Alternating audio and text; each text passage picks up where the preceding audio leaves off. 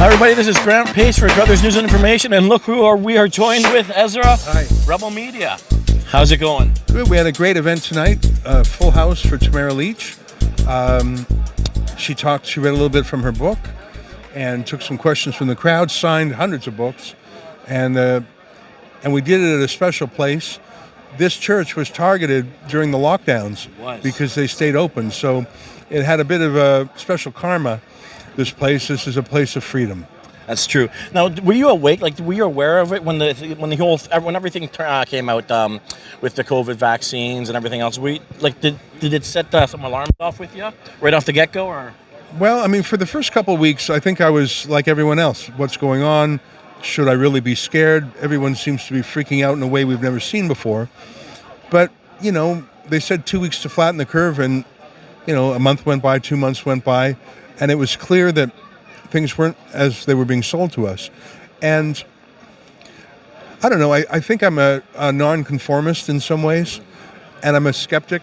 And as soon as things became sort of mandatory, then my spider senses were tingling. Because, I'll listen to a doctor's advice, or I'll ignore it, but I'll give it a hearing. But it's just that, doctor's advice. But when the doctor's advice is a legal command, you must do this, you must do that, then it's not health advice anymore, it's political. And so that's when I really started to be skeptical. That's right, and then we saw some very prominent doctors, such as like Dr. Bridle, for instance, not being allowed to talk out and not being allowed to speak. Thoughts on that? Yeah, and science, by definition, is a debate. You're always trying to improve science. A true scientist, in a way, loves to be proven wrong because it brings him closer to the truth. A true scientist believes in debate and will show his work and will answer criticisms and will perhaps change his worldview. You don't throw out the facts that are inconvenient to your theory. And when Dr. Fauci said, "I am science," he said something almost exactly like that. You can't challenge me, I'm science. No scientist would say that.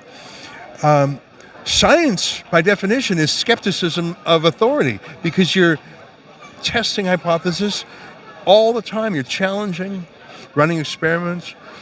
That wasn't what we were faced with. So any doctor who offered a second opinion and they tried to silence him, that is unscientific. And I think we had a great failure of the colleges of physicians and surgeons.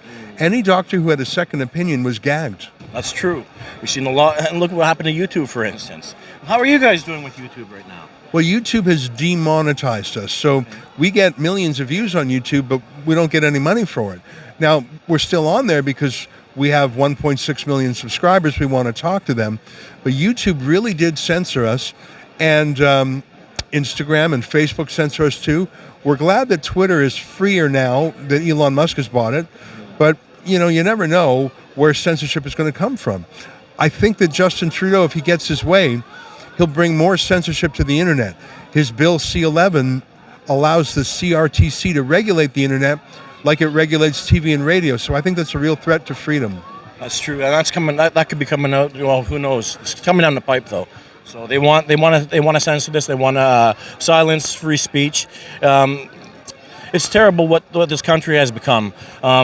How do we get it back, though? Well, I think the first thing is to let people know what's going on. Expose them. Yeah, and I think that a lot of the establishment media, I sometimes call them the regime media, because they're subsidized by the regime. They repeat the talking points of the regime, but the good news is people are skeptical. So if you have an alternative news source, I think people are more attentive than ever. And, Rebel News started in my living room 8 years ago, and we've grown. We really haven't had a marketing budget. It's just word of mouth. And our motto is telling the other side of the story. I think people believe in hearing the other side of the story, especially about controversial things. And whenever someone says you can't hear the other side of the story, I think a good human instinct is, whoa, what are they trying to keep me from knowing? I want to know that. In fact, I think a good citizen, if they're told they can't see something, can't read something, it's a wonderful instinct to say, no. The very fact that you're banning that means I want to see it. That's just because something's banned doesn't mean it's right.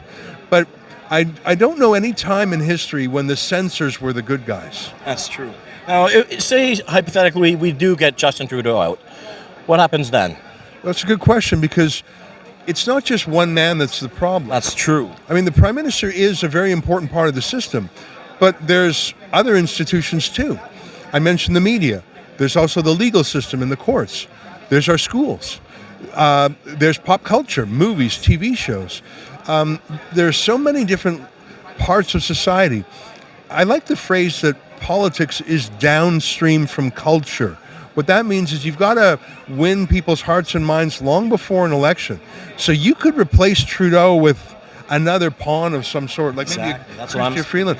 So let me just say this. It's taken us a long time to get into this mess. I'd say decades. So we're not going to get out of it just by changing one guy on the chessboard. It's true. Thoughts on the election system? Is it an election process or is it a selection process? Well,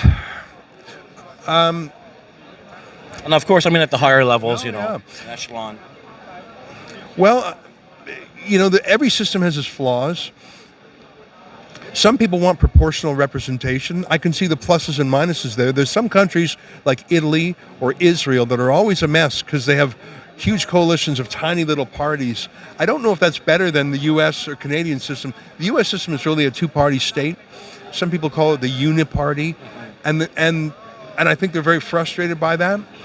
In Canada, though, Justin Trudeau has ruled with a minority because Jagmeet Singh has propped him up. And I don't know if we've got a healthy democracy. I like checks and balances. Let me say that. In the United States, I feel like they have stronger checks and balances than we have here. Well, America, they never really wanted democracy down there. It was always supposed to be a republic, right? So. Yeah, and there's some subtle differences there.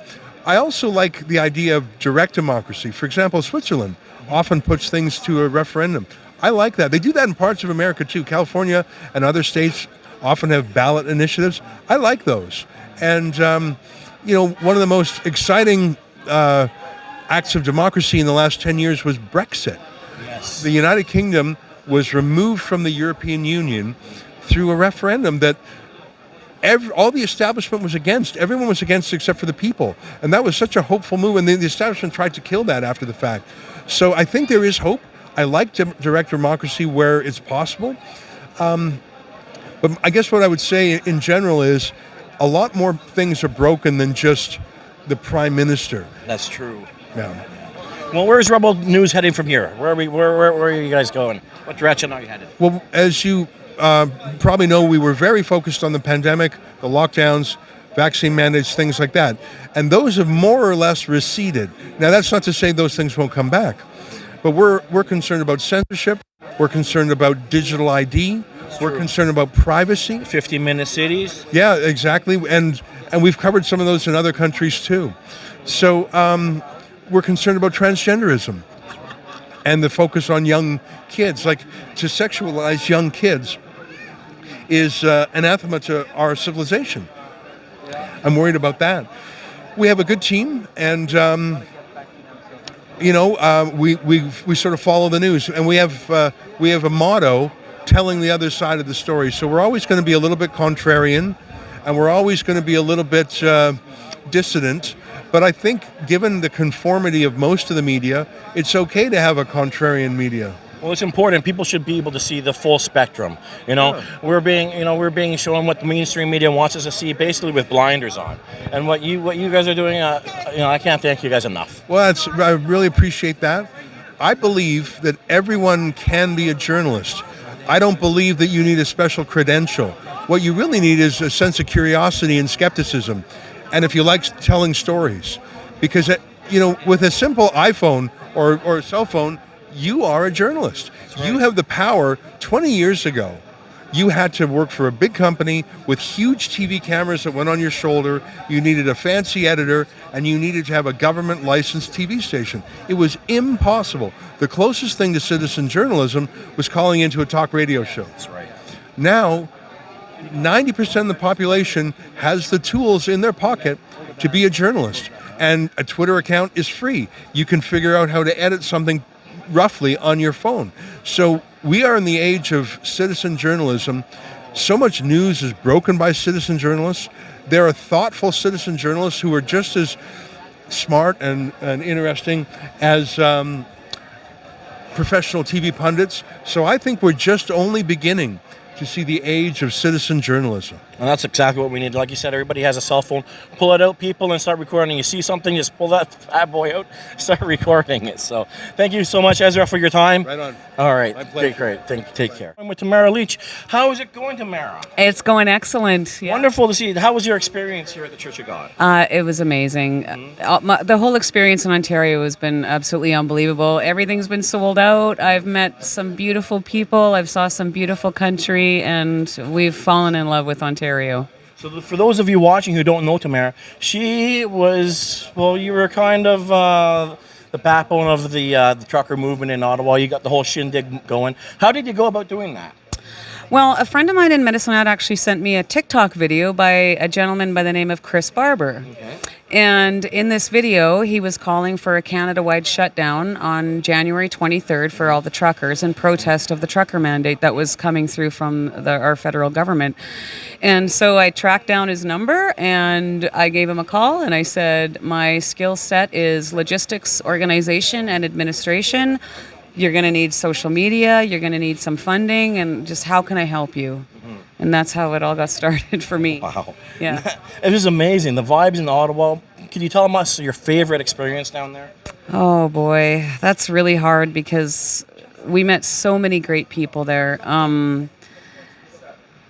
Meeting Brian Peckford was an incredible experience for me. But just talking to Canadians and hearing their stories, you know, I alluded to that tonight in my talk that, like, I'm out here listening to Canadians, listening to their stories, and I really feel like that's what our Prime Minister should be doing, is coming and talking to people and getting the other side of the story. 100%. So, because you did all this, now you have a trial coming up. Yes, yep. Now, are you still going with trial by jury or judge? Judge. I have to ask, why? Why judge? Why not a jury of your peers? Well, because I trust my lawyers. Okay. You know, we're paying these lawyers, and I trust their judgment.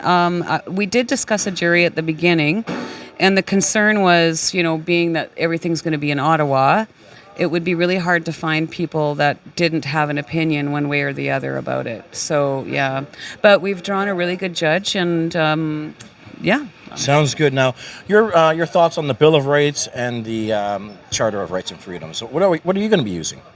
The charter. Charter. You're going with the charter, are you? Yep. Okay. Yeah. I don't honestly know enough about that. People come up to me all the time and they say, you should be using the Bill of Rights. You should I get that too. I'm like, I don't know. Yeah, I'm just really I have to trust the professionals. That's right. I have to have some trust in them, right? So. That's right. So now, what would you say to the naysayers are saying, oh, well, Tamara's just in it for the money. Money went missing. She's just trying to make money selling her books. There's been a lot of that going around. I know. Well, well, you can answer it now for everybody watching at home. Yeah, absolutely. One thing I will say that this has taught me is that money is truly the root of all evil. No money's gone missing. It's all been accounted for. There was a forensic audit completed about the money. Also, FinTrack tracked all the donations. So, honestly, people that say that I have no time for, because it's literally a Google search. Talk about your best experience in Ottawa. What was your worst? Wow. Well, jail wasn't particularly fun. Solitary confinement sort of sucked. But, you know, I think... Has that effect, doesn't it? Yeah, it does. It does. And that was like my first time ever, you know what I mean? I always joke, like, I'd never even been in Facebook jail before this. But I don't know if it was the worst moment, but I would say the most surreal moment for me was Keith Wilson, my husband, and myself were driving over to the Lord Elgin to meet with the Honourable former Premier Brian Peckford the morning of February the 14th, Monday, February the 14th. And on our way over there is when we heard over the radio that the Prime Minister was going to be invoking the Emergencies Act. So we get up to the room to meet with Mr. Peckford and are the ones to tell him that Justin Trudeau is about to trample all over his charter.